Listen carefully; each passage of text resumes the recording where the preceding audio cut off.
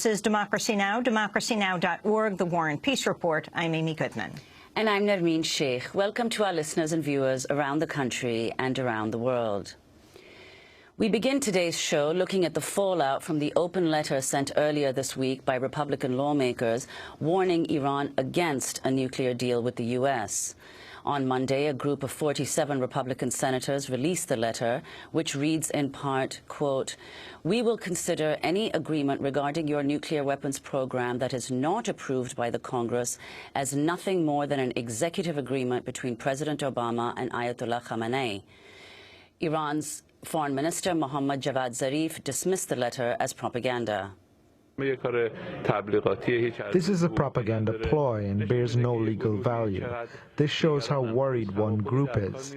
There is no agreement in place yet, and one group is speaking about its content.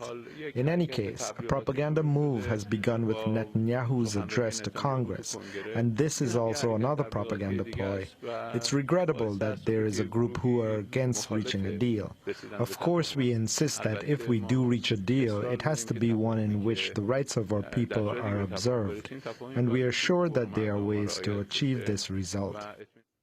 Zarif went on to warn, quote, "If the next administration revokes any agreement with the stroke of a pen, as they boast, it will have simply committed a blatant violation of international law."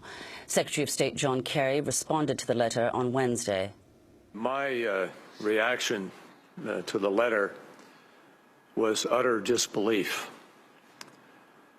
During my 29 years here in the Senate, I never heard of, nor even heard of it being proposed, anything comparable to this.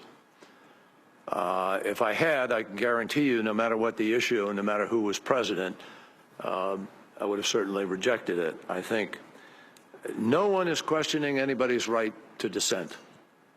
Any senator can go to the floor any day and raise any of the questions that were raised in that. But the right to the leaders in the middle of a negotiation, particularly the leaders that they have criticized other people for even engaging with or writing to write them and suggest that they're going to give a constitutional lesson, which, by the way, was absolutely incorrect, is quite stunning. This letter ignores more than 2 centuries of precedent in the conduct of American foreign policy. According to the website Low Blog, the senator who spearheaded the letter, freshman Arkansas Republican Senator Tom Cotton, received nearly $1 million in donations to his election campaign efforts last year from the Emergency Committee for Israel, run by neoconservative pundit Bill Kristol. The Intercept reports Cotton was set to appear at a secretive meeting of weapons contractors the day after sending the letter. Secretary of State John Kerry returns to Switzerland Sunday in a bid to reach a nuclear deal before a March 31st deadline. To talk more about the letter and what's at stake in the nuclear negotiations, we're joined by 2 guests. Hilary Mann-Leverett is with us, served as National Security Counsel in the National Security Council under Presidents Clinton and Bush from 2001 to 3. She was a U.S. negotiator with Iran on Afghanistan, al-Qaeda, and Iraq, in which capacity she negotiated directly with Iran's present foreign minister, Javad Zarif. She is the CEO of the political risk consultancy firm Strategia. She will join Georgetown University as a visiting scholar next month. She's co-author of Going to Tehran, Why America Must Accept the Islamic Republic of Iran. Ali Gharib is also with us, contributor to The Nation magazine. His most recent piece is headlined, "Meet Tom Cotton, the senator behind the Republicans' letter to Iran." We welcome you both to Democracy Now! Hilary Mann-Leverett, let's begin with you. Talk about the significance and the effect of this letter, how unusual it is. Where was it sent? Who sent it? It really is unprecedented from as far as I can determine and as far as legal scholars that I've canvassed can determine. It is really unprecedented. It's really tantamount, if you could imagine, during the 1960s, if the Republicans in Congress had then written to the Soviet leader, Khrushchev, warning him not to negotiate with Kennedy over the Cuban Missile Crisis because the United States would bomb the Soviet Union 2 years later if the Republicans won the election. It's really tantamount to that kind of reckless interference and dangerous reckless interference for U.S. interests. The effect here, the conventional wisdom, I think, in Washington is the effect has served to just portray the Republicans as somewhat ignorant, or really ignorant, and marginalized. But I think it actually is having a little bit more of an effect that should be taken seriously. In that letter, the letter that Nermeen read the quote from, that specifically honed in on how the Republicans warned that this agreement would be just between President Obama and Ayatollah Khamenei, is very significant. Any agreement that would be reached between the United States and Iran, first of all, Secretary Kerry said yesterday before Congress, would not be legally binding. So whether someone signs it to begin with is a question. But even if someone were to sign it, it would be Secretary Kerry who's been negotiating it for the United States, and it would be Foreign Minister Zarif on the Iranian side.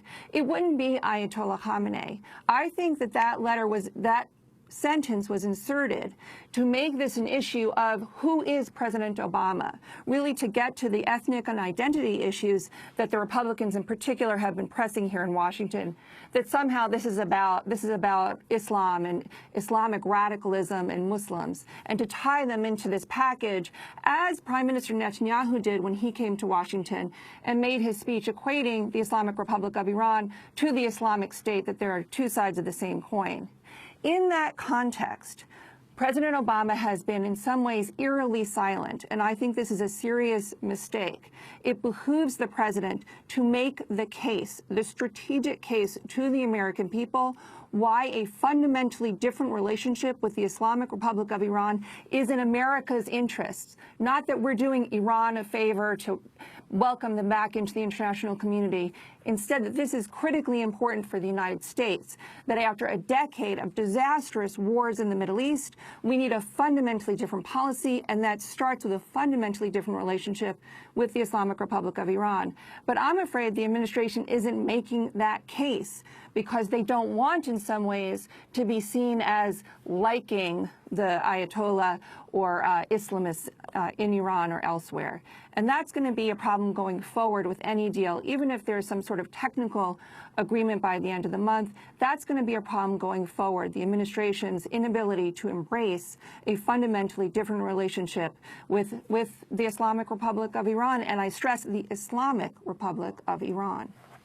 Hillary, some have suggested, even though Iran dismissed the letter as propaganda, some have suggested the letter may have made the U.S. appear an untrustworthy negotiating partner to Iran, thereby weakening the chances of reaching an agreement. Could you comment on that? I think the chances of reaching an agreement from the Iranian side are actually quite high. I was in Iran in November. I was invited to address a conference at the University of Tehran, kind of funny in a way, on the future of American executive legislative relations in the wake of the midterm elections here and the capture of the Senate by the Republicans. So I think in Iran, they have a very acute, sophisticated understanding of U.S. politics. And I think they went into these negotiations very clear-eyed. Foreign Minister Zarif, I liken him to the Kissinger of our times. He is a great statesman and a superlative strategist. The Iranians have gone into this negotiation very clear-eyed, without any mistaken wishful thinking that somehow Congress and particularly the pro-Israel lobby in Washington is going to embrace Iran. They went into this knowing what they were getting into. So I don't think this is going to inhibit them in any way. But they are certainly not going to, if there was any inclination to trust President Obama's word or Secretary Kerry's word, this letter certainly hurts that. They're certainly not going to go down that road. I think they're going to be even more focused on getting international guarantees, for example, through a United Nations Security Council resolution, through increased relations and cooperation agreements with Russia and China. Both the Russian and Chinese presidents will be visiting Iran this spring. So Foreign Minister Zarif and I think the Iranian leadership in their foreign policy and national security councils, they're focused on getting what they want. They have a plan, and they're not going to let these kind of Washington politics derail them. Speaking Wednesday, Republican lawmakers defended their decision to sign the letter. This is Senator Rand Paul of Kentucky. So why do I sign this letter? I sign this letter because I sign it to an administration that doesn't listen, to an administration that every turn tries to go around Congress because you think you can't get your way. The president says, oh, the Congress won't do what I want, so I've got a pen and I've got my phone. I'm going to do what I want. The letter was to you. The letter was to Iran, but it should have been CC'd to the White House because the White House needs to understand that any agreement that removes or changes legislation will have to be passed by us. So, Hillary Mann Leverett, if you can respond to what Senator Rand Paul, one of the signatories to this letter, 47 Republican senators signed this letter, has said, and he's particularly significant given that he could be a presidential contender in 2016. And so in Iran's eyes, he could be a person, if he were to become president, who would do just what the Republicans are threatening, that somehow they would unsign the agreement. Yes, and also he has been somewhat of a different voice on the Republican side, certainly not someone who has been in lockstep with the neoconservatives here in Washington. Something also that when I was in Iran was noticed. They understand what goes on in terms of American politics and who's who in terms of candidates here and what they stand for. So it is particularly significant, this change potentially in Senator Paul's position. It's also a little bit odd that you have Senator Paul not only joining a letter to lecture Iran's leaders, but now saying that, in fact, it should have been sent to the White House, where, of course, the president is not only a Harvard Law graduate, but was a constitutional law professor at the University of Chicago. And the last time I looked, Senator Paul doesn't have that kind of pedigree. But even with that, I think what Senator Paul's argument gets to, again, which is critically needed, is the administration has not made their case. President Obama has at most said, well, this is 50-50, as if it's a take-it-or-leave-it proposition to get an agreement with Iran. He has not made the case that we need it in American interests for a fundamentally different policy toward the Middle East that gets us off the trajectory for hegemony and dominance in the region and instead allows a more natural balance of power in the region where Iran can be a normal, strong state to balance the reckless impulses of even some of our so-called allies, like the Saudis and even the Israelis. That's critically important. But President Obama has not made that case. And so you're seeing even someone like Senator Paul, who I think has had a more measured foreign policy approach than the neoconservatives in his party, come out to join this letter to demand, in a sense, that President Obama either make the case or come to Congress and let them do the foreign policy making. Well, I want to turn to comments made by Arkansas Republican Tom Cotton, the senator who spearheaded the letter to Iran. Just weeks into his first term in the Senate, he warned against a nuclear deal with Iran while speaking at the Heritage Foundation in Washington. First, the goal of our policy must be clear: regime change in Iran. We cannot and will not be safe as long as Islamist despots rule in Iran.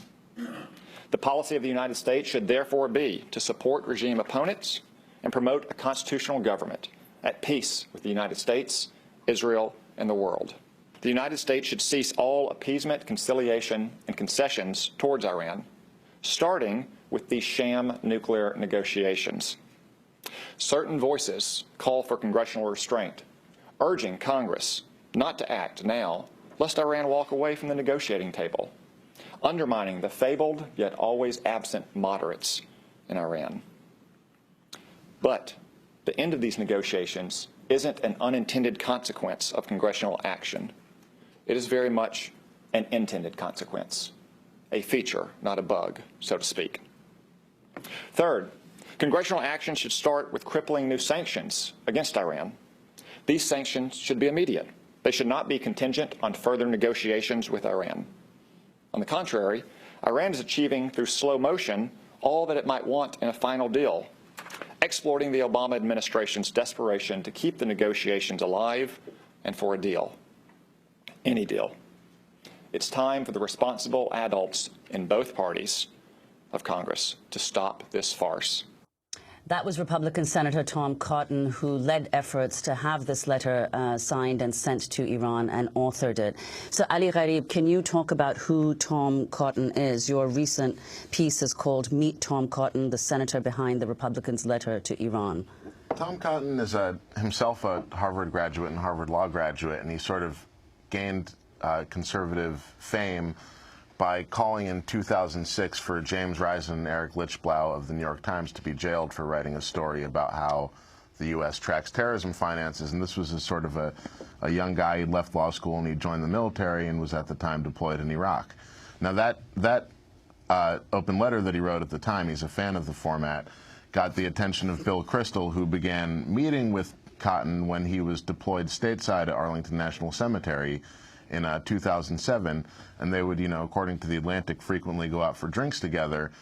And then, over the next few years, they developed this relationship years before Cotton entered politics. Eventually, he was elected to the House in 2012, spent 2 years there before becoming a freshman senator and immediately making a splash by distinguishing himself as the most hawkish member of an incredibly hawkish body.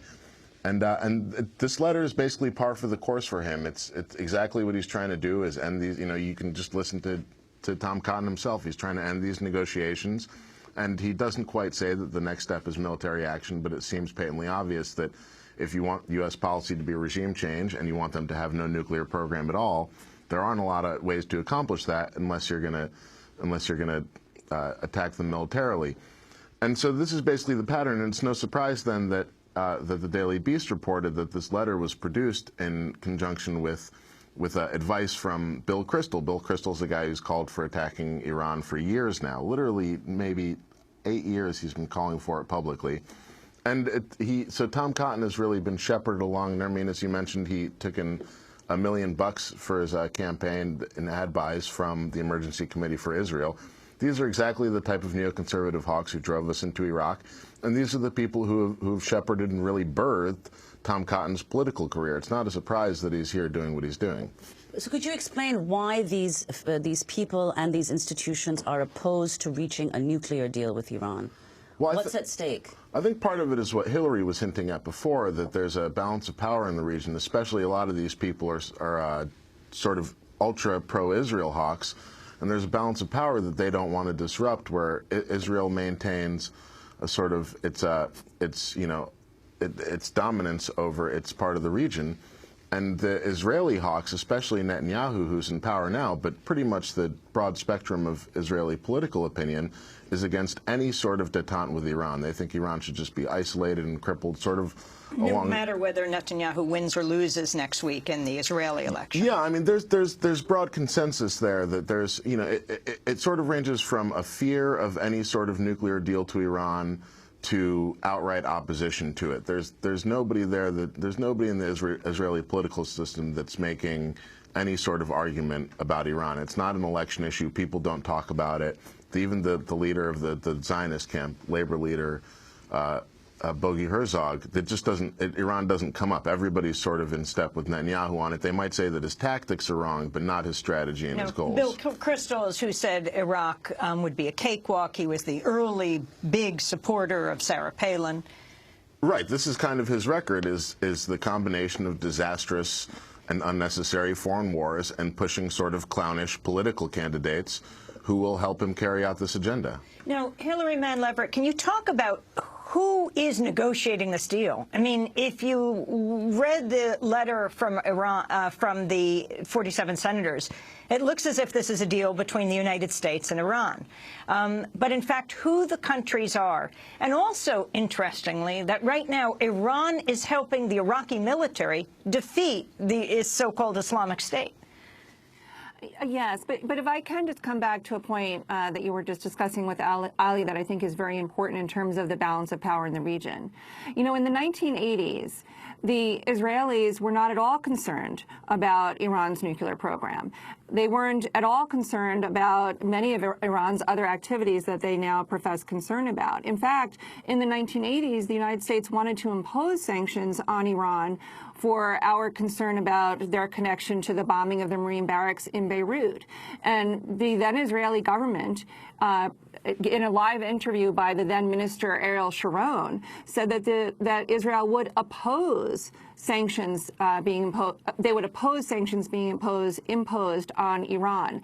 That changes in 1990, not because of any change in Iranian behavior, but because the Iraqi military was essentially taken out after the invasion of Kuwait and the U.S. routing of Iraq from Kuwait.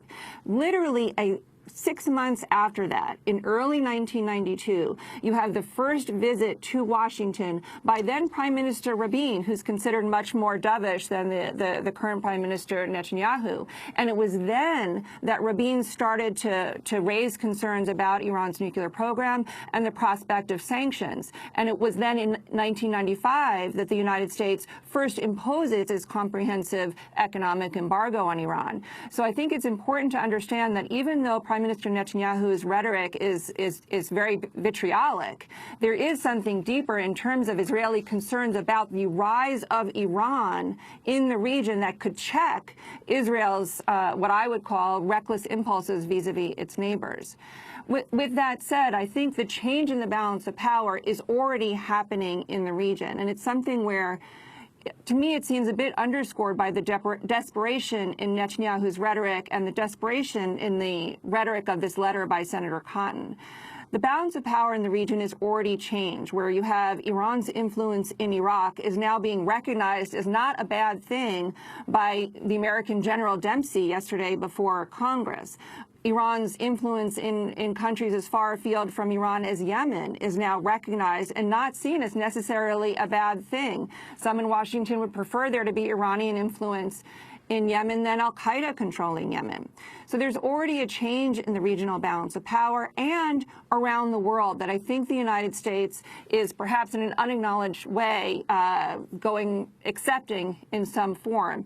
That comes into play with the negotiations with Iran. Even though they appear right now to be very focused on the U.S.-Iranian part, they do very much include the other members of the Security Council plus Germany. And in the Security Council, I think two of the most important players on the Iran issue are Russia and China. Now, they haven't been very vocal in terms of what their demands are in the negotiations, but they're going to be critically important for Iran going forward, not because of some military or nefarious reason, but because particularly for China, as China is looking to, in a lot of ways, reestablish their Silk Road and balance against the U.S. encroachment toward them in East Asia by trying to reestablish this Silk Road looking west into Central Asia and toward Iran. Iran is critically important, and I think we're going to see an historic visit by China's President Xi to Iran in May. So there certainly are a lot of other players, important players here, and I think Secretary Kerry in some ways is doing a good job trying to juggle all those pieces and reorient the United States toward a fundamentally new world where the balance of power in the Middle East is already changing, the balance of power around the world is already changing, and the United States must accommodate itself to that. And the U.S. being on the same side as Iran when it comes to the Islamic State? Yes, I mean, in a different balance of power, where the United States is not seeking hegemony and dominance in the Middle East, where we're not seeking to impose political outcomes or regimes in these various countries. In that kind of scenario, where the United States is not seeking all-out dominance and hegemony, Iran has to be an important, not just important player, but important partner. And I think American administrations have recognized that before. They certainly recognized that under the Shah's Iran. But the Shah's Iran was fundamentally unstable because it wasn't representative. What's so important about Iran today as the Islamic Republic that many in Washington in particular, don't like, but is so important, is that it is pursuing an independent foreign policy. And it has an indigenously created and therefore much more legitimate political order with all of its flaws. It's indigenously created and therefore has an inherent legitimacy that a lot of the other political orders don't. The focus on foreign policy independence, it may sound counterintuitive, but that's precisely what the United States needs. We do not need, as Senator Cotton was advocating, yet another puppet government pretending to carry forth American interests that are really contrary to America's real interests, which would be for peace and stability in the region. We're going to leave if a country... We are going to have to leave it there, but I thank you very much, Hillary Mann Leverett, for joining us, who served on the National Security Council under Presidents Clinton and Bush from 2001 to 3. She was U.S. negotiator with Iran. She's co-author of the book Going to Tehran, Why America Must Accept the Islamic Republic of Iran. And thanks so much to Ali Gharib, who is the contributor to The Nation magazine. We will link to your piece, Meet Tom Cotton, the senator behind the Republicans' letter to Iran, as well as your other articles on Iran.